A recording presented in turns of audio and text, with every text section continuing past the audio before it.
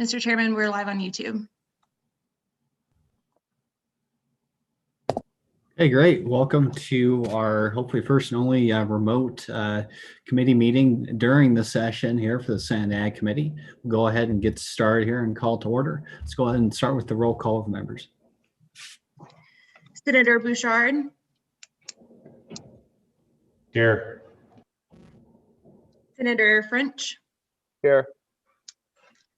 Senator Cost. Here. Senator Wasserberger. Here. And Chairman Boner. Here. So the first bill we have up as we get going here, and it's very brief, to the point, but thorough Senate Agriculture Committee meeting, is House Bill 44 on the bus water bill construction. I believe we have somebody from the Water Development Office to present that. It looks like Mr. Gephardt's in the waiting room. If we could let him in, he can present the bill.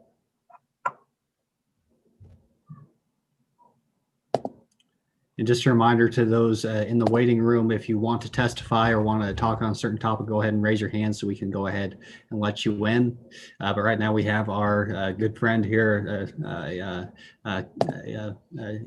Bill Reese, sing every year, House Bill 44. So if Mr. Gephardt's in the room, we can go ahead and get started. Looks like I don't have the ability to let him in. Mr. Chairman, I just let him in for you. Okay, cool. All right. Welcome, Director. You ready to present House Bill 44? I am, Mr. Chairman. Thank you, and good afternoon, members of the committee. I will be very concise with this to help you with your schedule. This is testimony for the 2021 Omnibus Water Bill construction. Similar format. I believe you should have received an email of the e-construction notebook.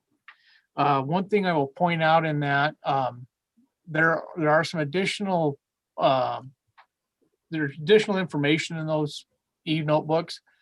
Under tab A is a program description that we get a lot of questions on the program. There's some good information in there, and I can elaborate on any questions, but for now I'll just mention that it's there. Tab B of the notebook is the fiscal projections that we use to determine the available funding we have for projects each year. And then tab C through the end are the director's recommendations, which provide a pretty good description of what each project is. So having said that, the second page of the PDF is actually the spreadsheet that lists all of the projects that are in the bill. And I'll be talking from this to present what is actually in the bill. On the left, you will see, if you're interested in the project, directs you to which tab to go to. Those are all bookmarked in your PDF. And then it also references what page of the bill that this is described in. So the first block of the spreadsheet are our level 3 projects, construction projects under the new development account. The first two projects under this block are our cloud seeding projects. The first one is the aerial cloud seeding in the Medicine Bow Sierra Madre mountain ranges. The next one is the Wind River, a ground-based cloud seeding in the Wind River range. The appropriation request for the cloud seeding for the aerial is $728,000. I will mention we typically have a funding partner in the Cheyenne Board of Public Utilities. And then for the cloud seeding for the Wind River range, the requested appropriation is for $215,000. And our funding partners for that are largely made up of the lower Colorado River Basin states, and they contribute about 63% of the overall project to that project. And so our portion is about 37%, and that's request for $215,000. The next project is the Lander Well and Transmission Pipeline, a request of $884,400. Then the Northwest Rural Water Systems Improvements 2021, a request of just slightly over 1.4 million. And these projects are 67% grant, which means that the project sponsor is responsible for 33% of the project costs.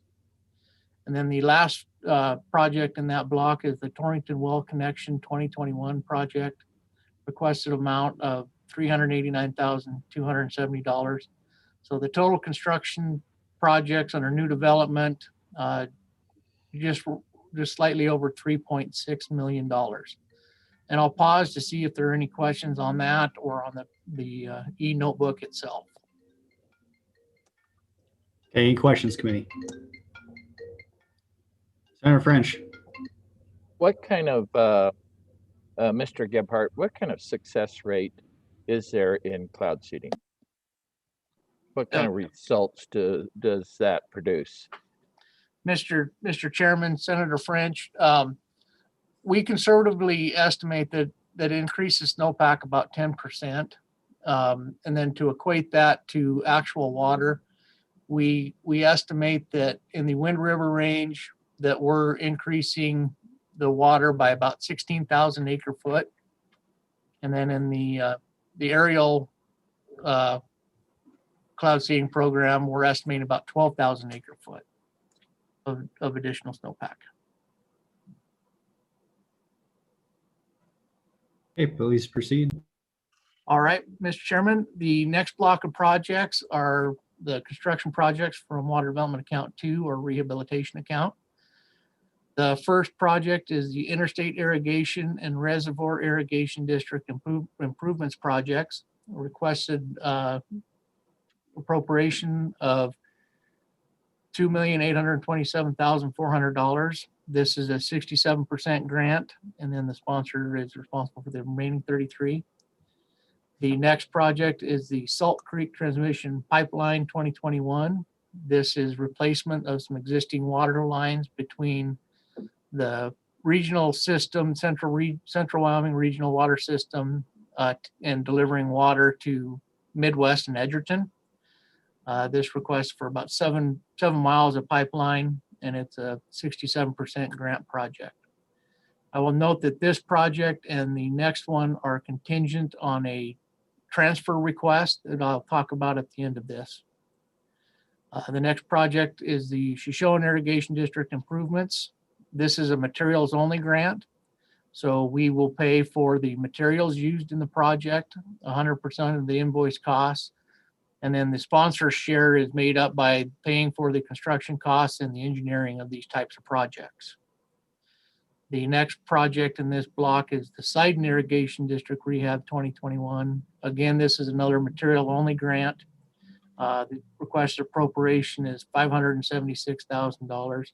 So the total requested for rehab account construction projects is $10,959,800.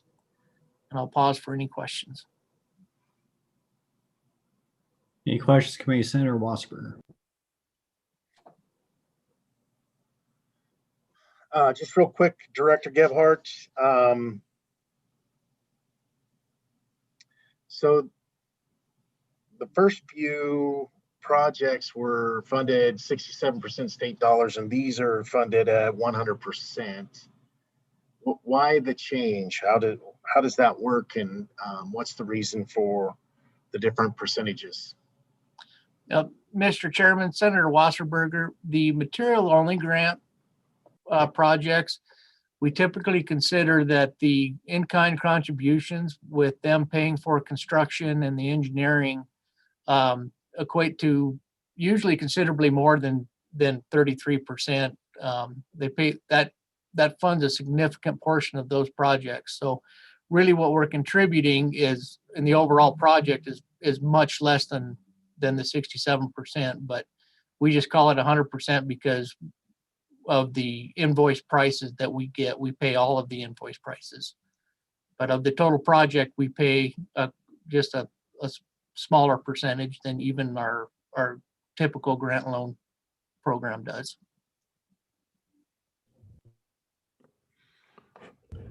Okay, thank you. Please proceed. Oh. Senator Cost.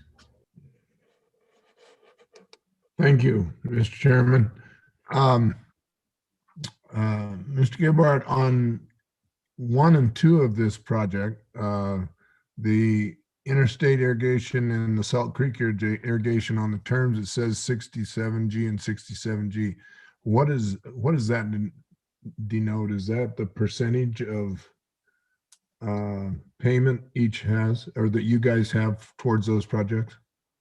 Yes, Mr. Chairman, that is short for 67% grant. Thank you.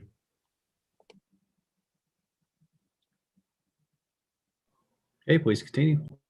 Okay, Mr. Chairman, the next block are amendments to existing projects. The first one is a request from the office to reestablish our sponsors contingency fund for account 2.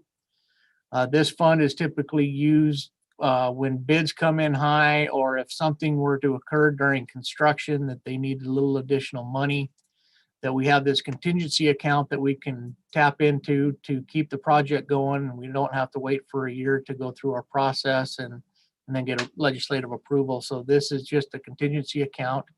Over the last several years, we've had some significantly large projects in our water development account that have hit the contingency fund. And so we're just asking to replenish this in the amount of 1.5 million. I believe we have about 300,000 remaining in that account now. So we're just asking to replenish that. The next project is a time extension only for the Ethity water supply project. We're requesting a 2-year time extension to an existing contract. The next 2 projects are the small water program projects, one for each account, the new development and rehab account. We had quite a bit of discussion between the commission and Select Water in the interim on what we should be requesting for these. And through that process, we landed on requesting 1 million for new development for the small water program and 500,000 for the rehab. And these are a 50-50 max grant for the small water program projects, with a maximum grant amount of $35,000. So this puts a lot of construction work on the ground. The next project is the Arapahoe Water Supply Project. Again, this is only a time extension. Both the Arapahoe and the Ethity water supply projects are held up because of easements. Easements on the tribal lands have been tough to get, and these 2 projects have suffered from that. The next project is the Sheridan Area Water Supply Transmission 2020. This is what we're requesting, is a change in prior legislation to allow us to change the sponsor's name. The Sheridan Area Water System and the city of Sheridan work very closely with these all these projects, and they jointly came to us with a request to change the name from the Sheridan Area Water Supply to the city of Sheridan. So we're requesting that be amended so that we can meet that request. And then the last project in this block is the Lance Creek Water and Sewer District well. Really all we're asking for on this is for the ability for the Water Development Commission to transfer ownership of a well that was previously drilled in a level 2 study for the district. We've calculated the cost of that well to be $33,000. So if they continue with their request to purchase the well from the state, they would pay us $33,000. They would take over ownership, the operation, maintenance, and everything associated with that well. So that is the block of projects for the amendments. Are there any questions on any of those? Looks like we're good. Okay. Mr. Chairman, the last one is section 3. And this is a fund transfer request from Water Development Account 1 to Water Development Account 2. This is money that we've already got in the accounts. We're just transferring it. It's based on a larger demand on our rehab account this year. So we're just asking to transfer that amount of funds so that we can fund all the requested projects that went through the vetting process. I'll also mention that there was an amendment brought to this, and it was at our requests as well as discussions with Select Water in the interim. That amendment allows us to change statute for stage 2, for the stage 2 project, which was for the City of Cheyenne, the BOPU. As part of that, it ties the Water Development Commission and gives them the authority to market excess stage 2 water in the Platte River Basin and even outside of Cheyenne, they're effluent. The reason that was set up in the statute was at the time there was concern that municipalities in the Platte system may need additional water. And this was prior to the North Platte Decree and the development of the PRIP, and also prior to the construction of the Pathfinder modification. The reason we are asking for this change is that the municipalities we feel are taken care of with our Pathfinder modification water. And this also, by us having this ability to market, we would have to market water out of the Seminole Reservoir. And because of that, we have a contract with the Cheyenne Board of Public Utility, who has a contract with the Bureau of Reclamation. And that contract requires us to pay an O&M cost associated with that storage in the federal reservoir. That equates to about $25,000 a year in O&M costs.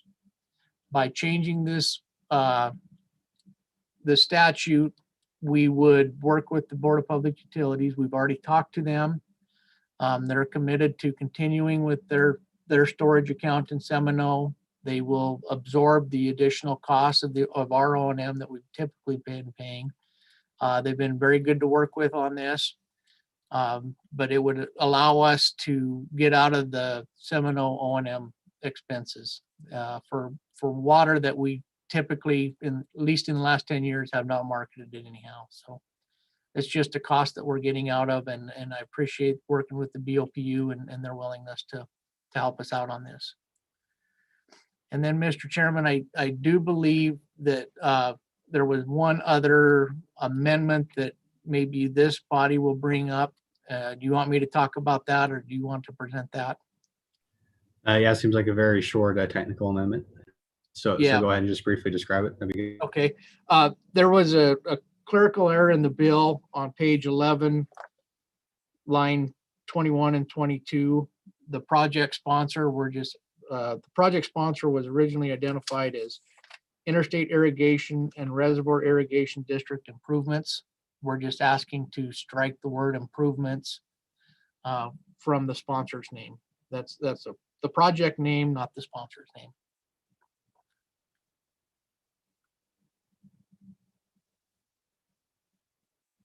Okay, Senator Wasserberger.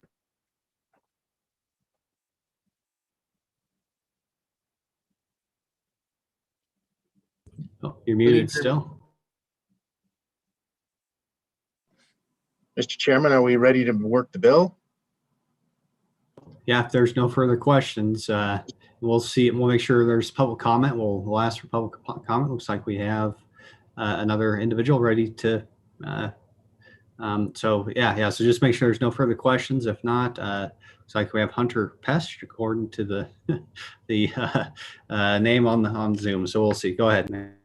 Thank you, Mr. Chairman. I'm Hunter Petch. I'm the new Executive Director for the Wyoming Association of Conservation Districts.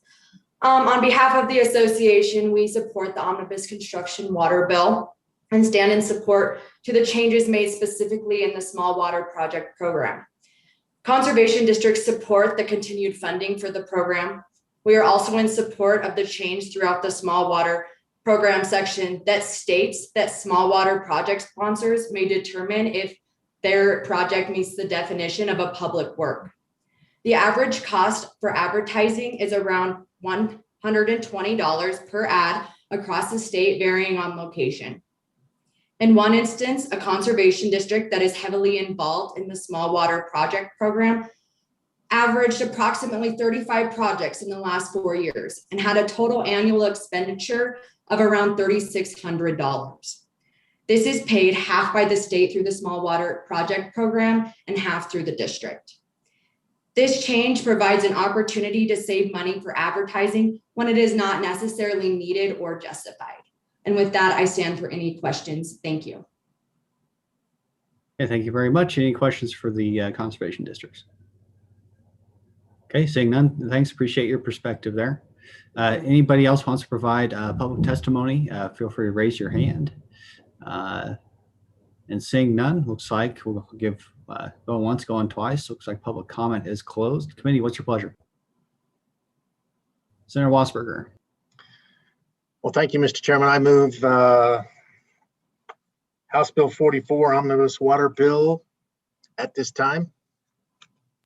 Okay, very good. Moved by Senator Wasberger, seconded by Senator Cost. It looks like we have an amendment. Does anybody want to move the amendment? Senator Wasberger.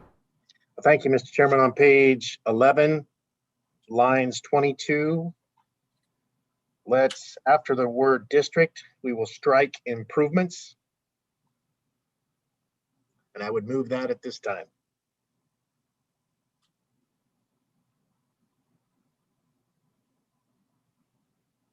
Okay, very good.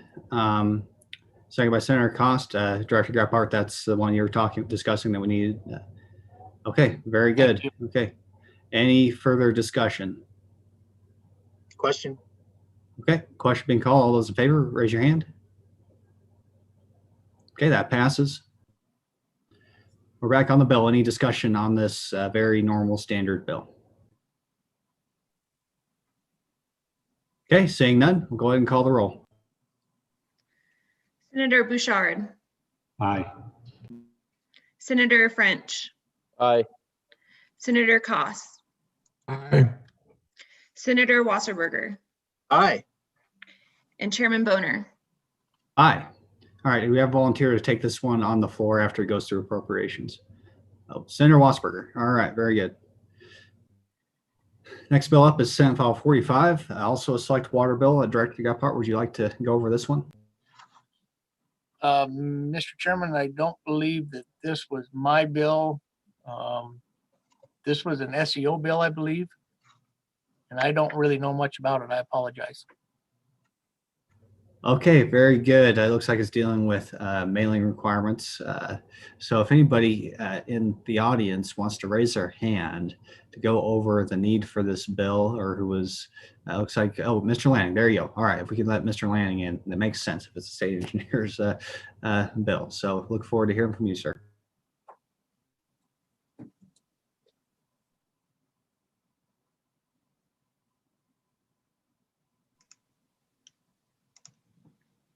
All right. Thank you, Mr. Chairman. Can you hear me okay? Very good. Go ahead, if you will. We have House Bill 45 before us. Looking forward to learning about the background on this one. House Bill 45, changes to water right, notice requirements for hearing. I'm Greg Lanning, the director of the State Engineer's Office. This bill was a select water committee topic through the summer and ultimately became sponsored by Select Water to become then House Bill 45. It's what's left of the summer discussions, which was a much more broad discussion related to what we termed as orphan water rights.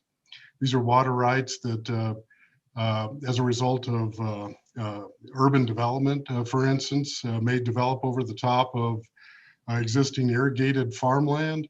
And therefore, those underlying water rights then may become orphaned.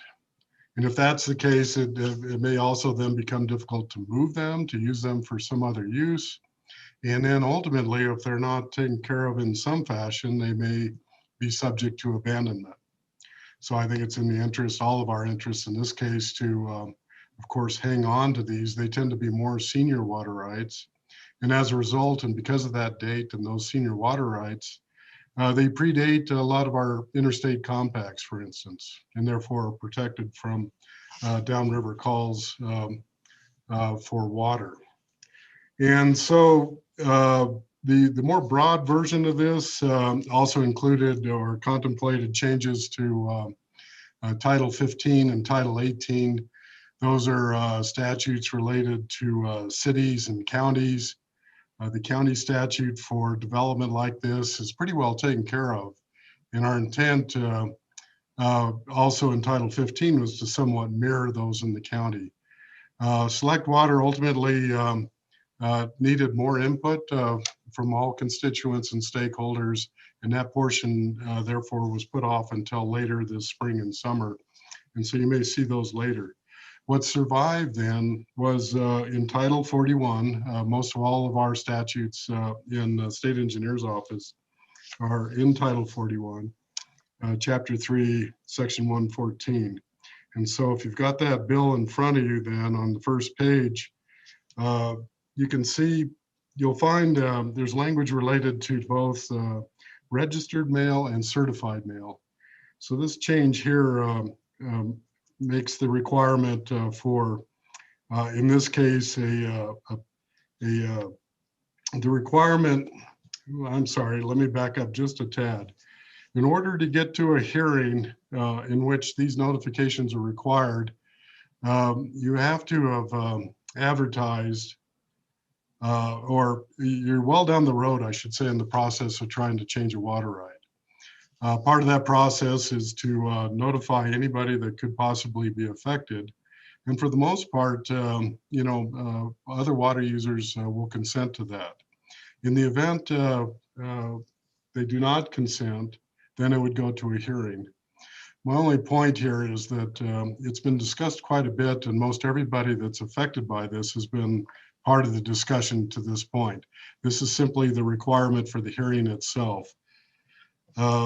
It can be very burdensome in some cases in these subdivisions and these orphaned rights, where one small change may require you to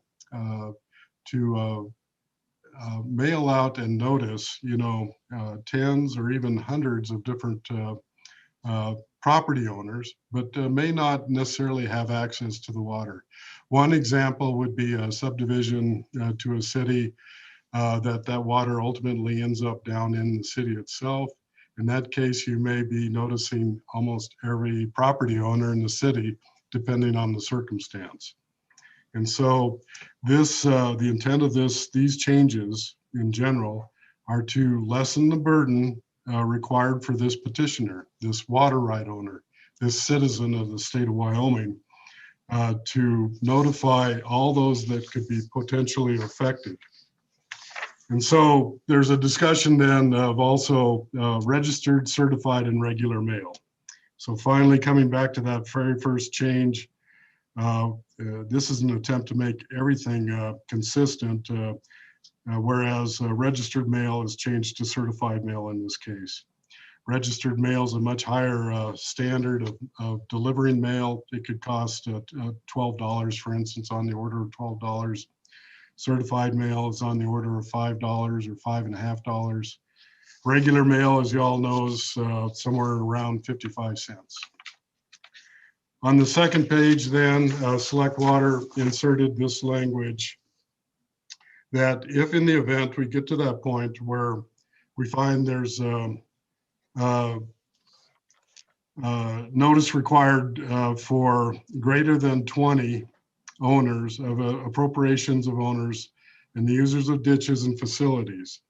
So what it does is it says, if there's this inordinate amount of notifications required, then that you're allowed to do that via regular mail. And I want to make sure here, and you can, of course, you probably already have, read this, all of these lines of 4 through 17 to that effect. Let's see, the state. So the standard is to notify all by certified mail, as we saw on page 1. If in the event then there's 20 owners or more of appropriators, then the standard for is just simply regular mail. And so this lowers the burden of notification, and especially the cost of notification for the petitioner, to help move these water rights ultimately better and put them to a use. I butchered that slightly, but hopefully that makes sense to you, and I'll stand for any questions, Mr. Chairman. Okay, and just looking at the bill, make sure I understand it. Page 2, line 10 and 11, it says regular mail and publication. So you have to do both, send by regular mail and publish in a local newspaper. Is that correct? Mr. Chairman, that's correct. Thank you. Any estimate as to how much cost savings this might realize for your department? I can only, for instance, we did have a case in and around, or in Natrona County, I think somewhere out in the Mills area. It was several hundred, or even say 1,000, so that now the cost difference is between certified mail would be $5,000 versus $500, for instance, for a petitioner to get the motion started for the hearing. Okay, thank you. Committee, any questions for Mr. Lanning? Okay, seeing none, we'll move to public comment. Oh, Senator Wasberger, go ahead. Well, thank you, Mr. Chairman. I would ask for clarification, Mr.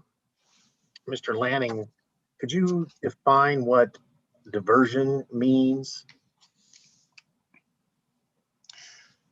Mr. Chairman, a good question, Senator Wassenberger. A diversion, a simple definition is you're on a creek or a stream or a river, and you, the irrigator or the appropriator, then put in or cut a ditch to divert the water from that stream. The diversion then is the physical structure that moves the water from the live stream.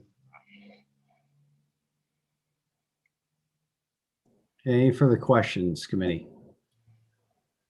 Okay, seeing none, we have some public comment from Brent Moline. Welcome, sir. Thank you, Mr. Chairman. Assuming you can hear me all right. Brent Moline, Wyoming Farm Bureau Federation, sitting in support of this bill, the things that we can do to reduce the cost for the engineer's office, while small, are important in these times. And I think it'll help facilitate keeping these waters in Wyoming on Wyoming lands. And for that reason, I'm sitting in support of the bill, and I would sit for any questions, Mr. Chairman, committee. Okay, thank you, sir. Any questions for the Farm Bureau Committee? Okay, appreciate you sharing that perspective, Mr. Moline. We'll see how the bill fares. Okay, thank you, Mr. Chairman. Any further public comment? Once again, if you have some public comment, feel free to raise your hand.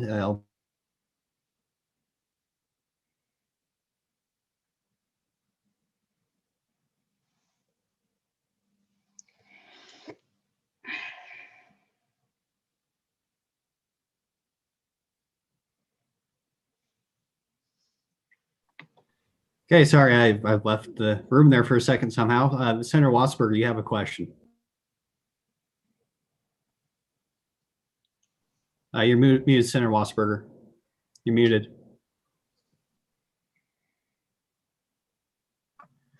We were wondering where you went there, Mr. Chairman. But a quick question for Mr. Moline.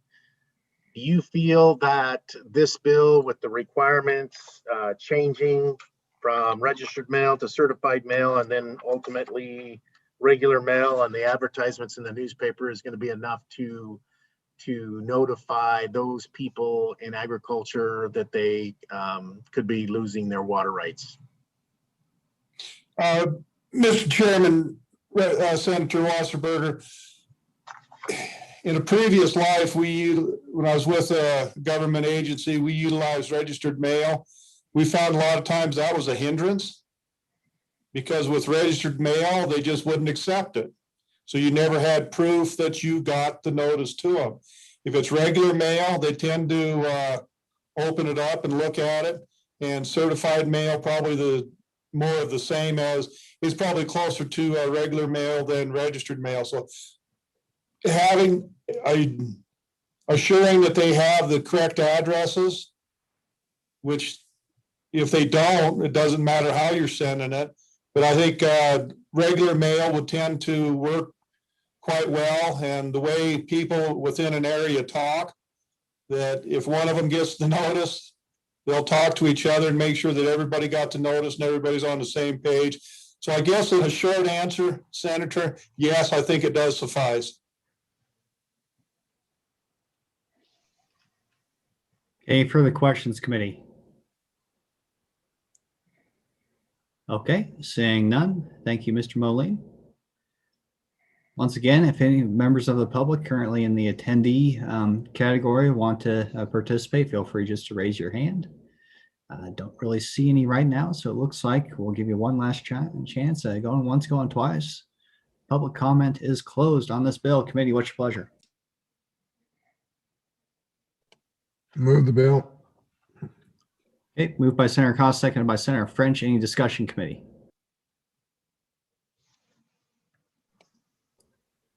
Okay, seeing none, we'll go ahead and do a roll call vote. Senator Bouchard, Aye. Senator French, Aye. Senator Cost, Aye. Senator Wasserberger, Aye. Chairman Boner. Aye. Mr. Chairman, you have 5 ayes. Okay, very good. I think Senator Hicks had kind of volunteered himself a little bit to take this on the floor, but if anybody wants to find him for it, now's your chance to jump in there. Okay, seeing none, looks like we'll rely on Senator Hicks. If not, I guess we'll play it by ear there. So the next and final bill for our Senator Cost, go ahead. If he doesn't or there's some conflict, I'll be happy to take it. Okay, thanks for volunteering, Senator Cost. Maybe just touch base with him before it comes up on committee of the whole this afternoon, presumably. Next up, we have House Bill 53. This is the result of the governor's invasive species initiative, at least the elements of it that we felt would be requiring statutory changes. So we have, I believe, Mr. Franklin from the Weed and Pest Council. We also should have Joe Budd from the governor's office. So if anybody has any preferences there as to who's going to present,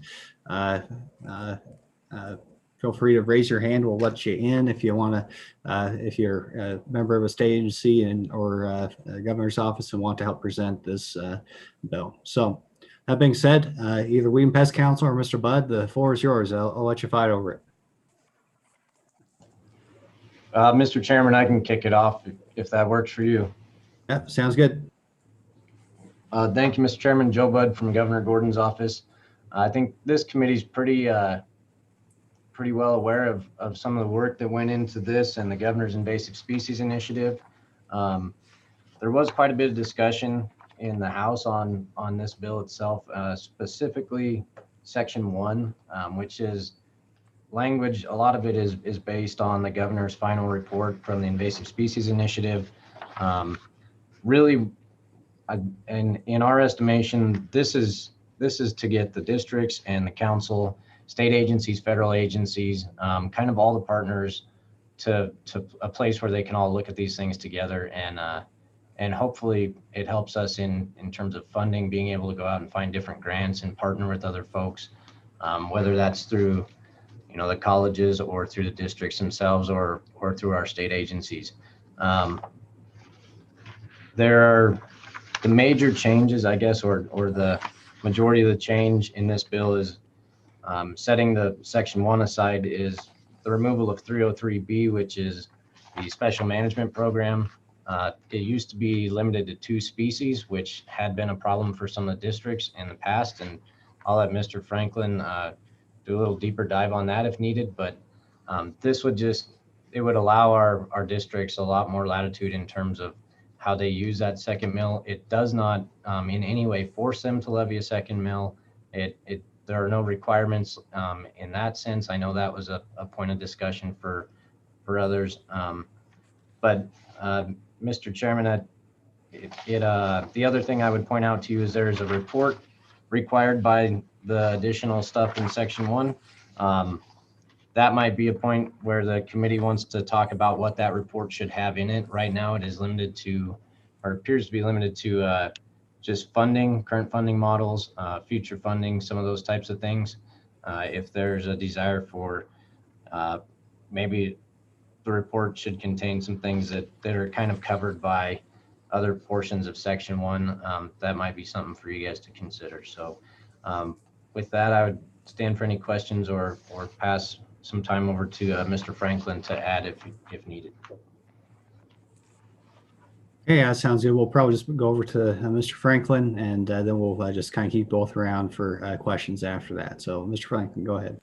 Yeah, Mr. Chairman, members of the committee, I'll just kind of summarize this bill in the sections that it attains. I think Mr. Budd did a pretty good job of explaining some key points, but I will kind of go through the primary things here. First and foremost, this bill does cover 2 different sections of the weed and pest law.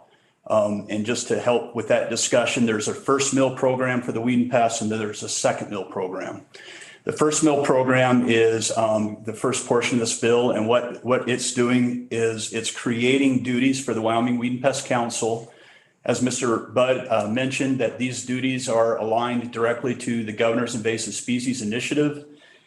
They are a lot of duties that to some degree the Weed and Pest Council is already working on, probably need to expand or should expand, and is certainly plays in line with what I think the council has talked about doing in the past. So we could talk about all those individual sections, Mr. Chairman, if you like, or I could answer questions specifically about them.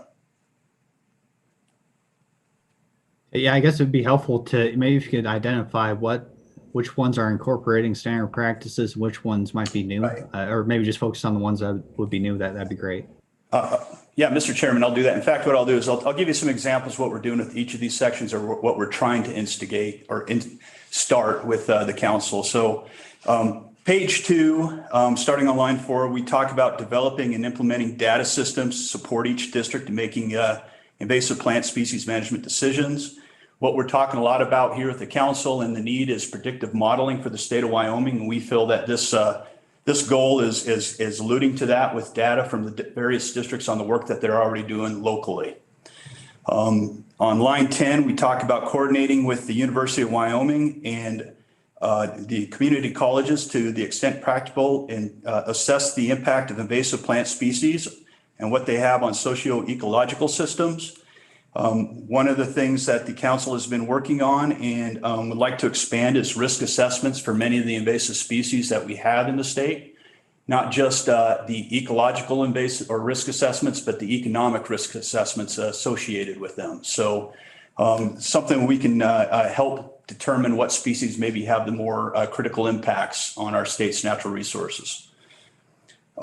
Still on page 2, starting on line 18, coordinating with the University of Wyoming, community colleges and government agencies to support and expand outreach and provide applied research on the best use of existing tools to control invasive plant species. This is one that the University of Wyoming is certainly stepping up and has recognized that they can help lead through their extension in talking about both research that they're doing that on the management of invasive species, but also working with the districts and determining where their research needs to focus in the future based on the ground practical knowledge. So this is one that we think is going to be really important, and maybe in the future determining new treatment methods or utilizing tools we already have in a better way. Page 3. Line 2, the council will take the lead in working with federal partners to reduce barriers to timely, effective invasive plant species management on federal lands and joining non-federal lands. We certainly do have good partners with federal agencies, but there are problems with NEPA that we would like to continually address, or federal agency funding. And it's a priority that the council has mentioned just as a council, but also is mentioned throughout the GISI process. Page 3, line 6, this is the report that Mr. Budd alluded to that will go to your joint agriculture committee biannually. We certainly look at it as talking about funding right now as the way it's written. So if there's, that may be a point of communication or conversation with your committee on what other components may need to be included in that report. But the Department of Ag and the council will work with your committee to determine how that should be put together for you. And then line 13, encouraging and incentivizing cooperative landscape scale projects. This is probably one of the key points in the governor's invasive species initiative, is the need to tackle invasive species on a landscape scale.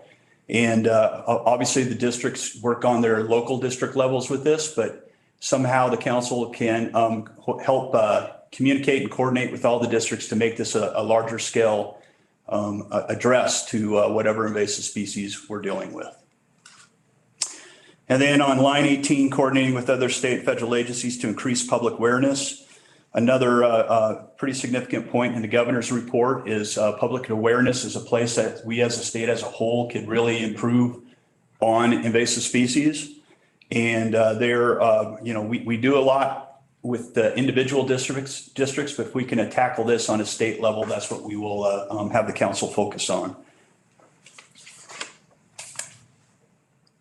And then finally, on page 4, line 1, it does talk about creating rules and regulations and allows the Weed and Pest Council in coordination with the Department of Ag, or excuse me, Board of Agriculture, create any rules and regs that will be needed to address these guidelines. So it really is, that's the first mill end of the bill. It's really more or less a strategic plan to some degree for the Weed and Pest Council and for the state to address invasive species comprehensively. So, and maybe at this point, Mr. Chairman, if you're okay, I'll pause unless, just in case there's questions on that portion of the bill, then I can talk about the rest of the bill. Yeah, that sounds good. And it looks like even the bottom of page 4, top of page 5, that might be included in that category, dealing with the local districts as well. Would that be an accurate statement, kind of how they tie into this? Yeah, Mr. Chairman, good question. I did leave that out. I apologize, but that is basically saying that the district boards, each individual weed and pest district, all 23 of them, will help us in comprehensively providing information or working to these goals. So it does make it a comprehensive program for all districts to participate in. Okay, thank you very much. Senator Wasserberger, do you have your hand up? Go ahead. Thank you, Mr. Chairman. Just a quick question on page 6, line 8. Wyoming statute 11-5-303B is repealed. What is that statute? Mr. Chairman, Senator Wasserberger, I'll certainly answer that now. That's the second portion of the bill, but that is when we get into the special management program, which is the second mill for the weed and pest districts. Not all weed and pest districts use their second mill, but those that do are required by statute to only utilize those funds for 2 species. So repealing that takes away this restriction of only using those funds for 2 species, and that will put the focus more on landscape instead of species specific. Okay, so any questions on that first element of the bill discussing the broad direction we're giving to the Weed and Pest Council? Okay, please proceed, Mr. Franklin. Mr. Chairman, so the second portion of this bill, as mentioned, does deal with the second mill program. That's the program where not all districts utilize their second mill, but there's about half of the districts in the state do. Historically, that program was developed for leafy spurge back in 1978 and has, through 3 or 4 legislative sessions, has kind of morphed into what we have right now. But there has been, as mentioned, that restriction to 2 species in that portion of the law. So, just covering, because that would be the repealing of a portion of the law that the senator referred to. But starting from page 5, line 4, these are some changes in the existing laws that we have. Very first one there on line 10, we basically are, instead of having the district supervisor approve the program, it would have the district board, which is a 5 or 7 board that oversees the individual districts. They will have the final approval instead of district supervisor. And it does talk about the notification in paper and other means as determined by the district to advertise the program. Also, in that, you'll see that it has been amended out listing the participating landowners in the past when they've done these publications. They've had to list all the individual landowners who participated, and that's been a revolving door where people continuously were involved. And so it was a costly venture continually putting names in the paper. On page 6, we did make an amendment talking about state and federal agency lands. It starts on page 5, line 22. In the past, it has stated that they will contribute to the total cost of the treatments on those lands.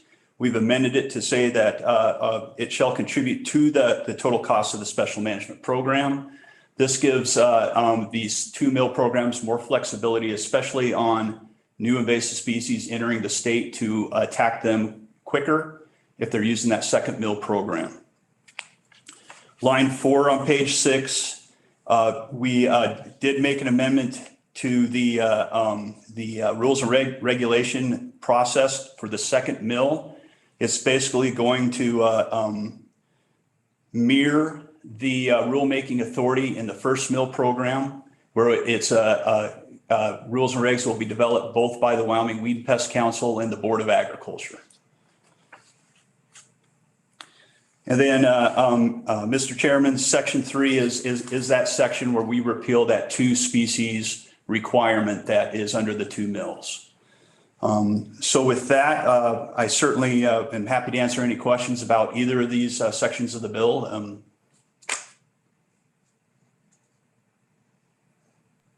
Okay, any questions for either the Governor's Office or the Weed and Pest Council?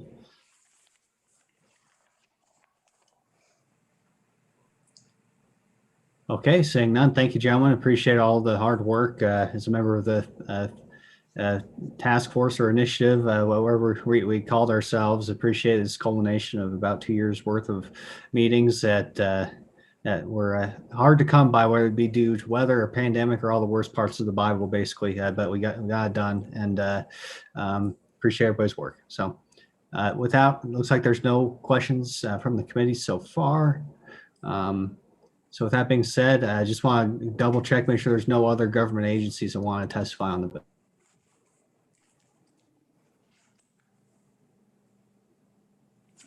Okay, looks like there's none. We'll move to public comment. Looks like we have Ben Moritz. Sorry if I butchered that, but sir, the floor is yours. Thank you. And I'm representing the Community College Commission. And the community colleges, after we discuss this with them, they're in favor of the bill. They appreciate the opportunity to get involved in the explicit mention of them alongside the University of Wyoming. As they are situated across the state, they're well positioned to support that. They also have quite a bit of expertise through particularly their biology faculty. And they're also intrigued at the opportunity to work with their students on some of these research projects if they come up and if they're appropriate. So we have no questions and no issues with the bill and are in support of it. Okay, thank you, sir. Any questions for the Community Colleges Committee? Okay, seeing none, thank you for your participation today. Next up, we have Mr. Kennedy. Welcome. Thank you, Mr. Chairman. Keith Kennedy on behalf of Wyoming Crop Improvement Association, as well as the Wyoming Wheat Growers Association. And we also support this bill. We are particularly pleased to see that flexibility for the counties that do have the second mill, able to change species and even in some cases react to cyclical things such as issues with grasshoppers that may be a problem in one year, not another, as well as to respond to the differing new invasive species that vary, as you saw through that interim when we were actually in person, Medusa head and bent knotgrass, and the Palmer amaranth problem that's starting to show up in southeast Wyoming. So with that, I would welcome all your questions. Any questions for Mr. Kennedy, committee? Okay, seeing none, thank you. Appreciate your involvement in this effort and thanks for your support. Looks like we have Mr. Moline as well. Yes, Mr. Chairman, for whatever reason, my video won't work, but you've seen me before. That and works that's probably better. enough. Brett Moline, Wyoming Farm Bureau, for the reasons already stated, especially by Mr. Kennedy, as much as that might scare him, we support this bill. Really appreciate the part in there about working with the federal agencies. Many times that's one of the problems on private lands, is getting the federal agencies to take care of what they have on their land. And with that, Mr. Chairman, I would sit for any questions in support of the bill. All right, any questions for the Farm Bureau Committee? Okay, seeing none, thank you, Mr. Moline. Okay, looks like we have a few more hands up.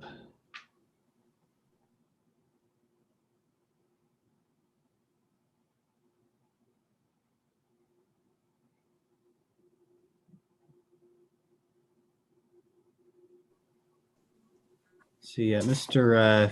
Shorb, Mr. Baumgartner, welcome back. Mr. Shorb, go ahead and go first if you will. Okay, thanks a lot, Mr. Chairman and members of the committee. I'm Josh Shorb. I'm the supervisor with Park County Weed and Pest. I'm also speaking on behalf of the Wyoming Weed and Pest Council, and I just want to echo a lot of the comments that have already been stated before. I don't want to keep the committee waiting, so I'll just want to end with the Wyoming Weed and Pest Council supports this bill as it is. Thank you, Mr. Chairman, and I'll stand for any questions.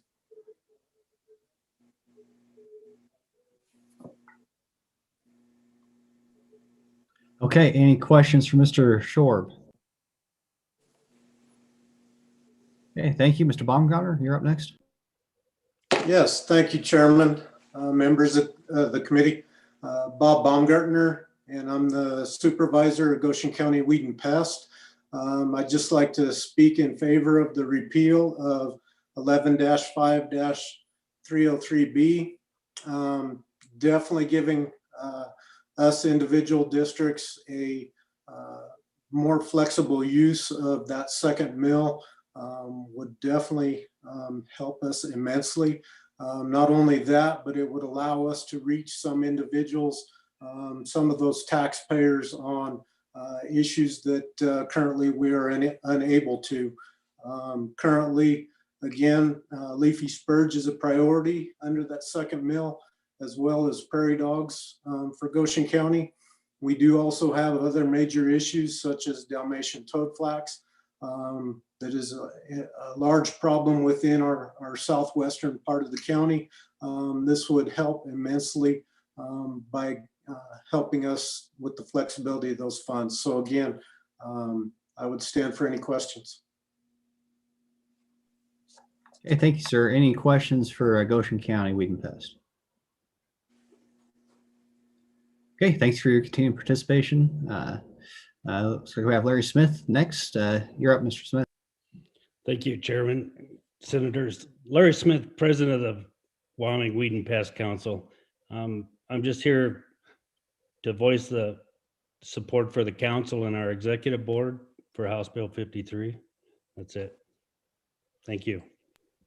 Hey, very good. Any questions for Mr. Smith? Okay, thanks. Appreciate it, sir. Seeing no questions. Any further public comment? Any comment whatsoever? Once again, just kind of scroll down to the bottom of your screen, press raise hand if you want to be included. In the meantime, Senator Wasberger, you have a question.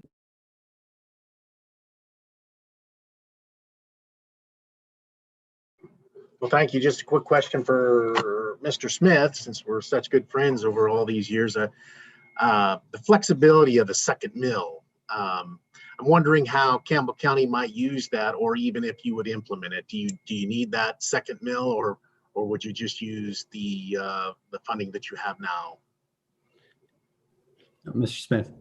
Mr. Chairman, Senator Wasberger, Campbell County, we would not be using the second mill.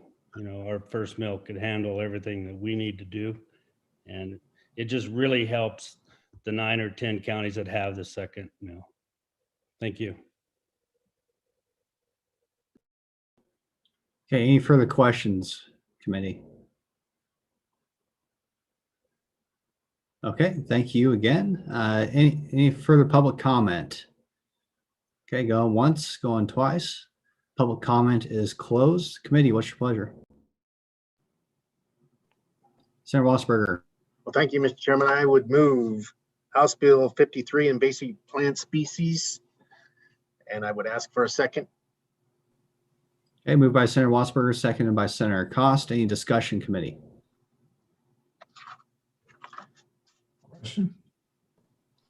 Question. Good little bill. Like I said, a result of about 2 years worth of work. Have a question being called. We'll go ahead and call the roll. Senator Bouchard, Aye. Senator French, Aye. Senator Cost, Aye. Senator Wasserberger, Aye. Chairman Boner. Aye. Mr. Chairman, you have 5 ayes. Okay, very good. That concludes our business for today, committee. Any questions, comments, snide remarks? Mr. Chairman. No? Yeah, go ahead. All right. Well, I'm just going to ask on House Bill 44, the omnibus water bill construction, are you going to refer that to appropriations? Yes, I will. Otherwise, we might get in trouble. Right. Yeah. Yeah, we could have been real sneaky and taken out the appropriation, put it back in on the floor, but that's not necessary. So any volunteers for this Weed and Pest Council bill to take it on the floor? Senator French is saying no. Yeah, I'll take it. If committee members, you go ahead and back me up. Yeah, I'm sure we'll be just fine. So thanks, members. Oh, go ahead, Senator Wasberger. Go ahead. So, I served 4 years on the Select Water Committee years and years ago. That's been about 20 years, but it was actually my favorite committee. But I believe Senator Hicks, is he going to floor manage this bill, or do I just need to go through it quickly and then he takes over? Because I know he enjoys doing that. Yeah, I imagine if, the more succinct, the better, in my opinion. And what I've done in the past, I've simply gone down and listed the counties in each category, go with the total appropriations and, for the rehabilitations, for the new construction, transfer, so on, as it's delineated in that little cheat sheet that they give us. And then, of course, if anybody wants to pontificate on any of the details, they have the opportunity to do so. Yeah, I don't see anything terribly controversial in that bill, but I thought the same thing about the planning bill, but we did spend some time on it. But yeah, I think as long as we'll all be prepared, we have that good PDF that the Water Development Office gave us. It allows us to easily navigate to the details of each and every project. And yeah, however you want to handle it, Senator Wasserberger, and I'm sure Senator Hicks would have no problem interjecting if he feels the need. Okay, and so I believe, Mr. Chairman, I'm sorry to run on, but you're on the Select Water Committee. You're going to be appointed to it.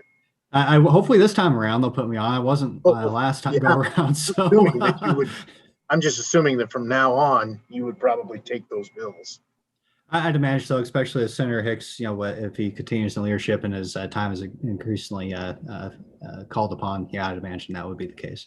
Okay, but yeah, so we'll see who gets appointed to Select Water. We're gonna have that discussion at that time. Okay, so one last question for Amanda. Do you need anything for me to get this committee report to our chief clerk as soon as possible? Yes, Mr. Chairman, if you just stay on quickly